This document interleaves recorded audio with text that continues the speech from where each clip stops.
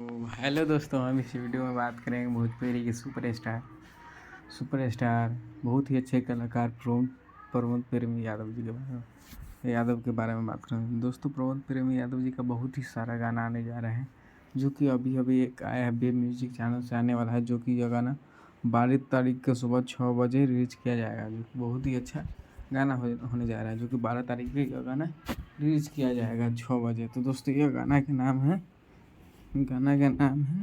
लिचिया फारेला, और यह गाना के लिखे हैं छोटा मनीष और म्यूजिक दिए हैं शंकर सिंह जी। और यह गाना के लिखे हैं छोटा मनीष जी, जो कि प्रमोद प्रेमी के तमाम गाने लिखते हैं, यानी कि 90% गाना वही लिखते हैं।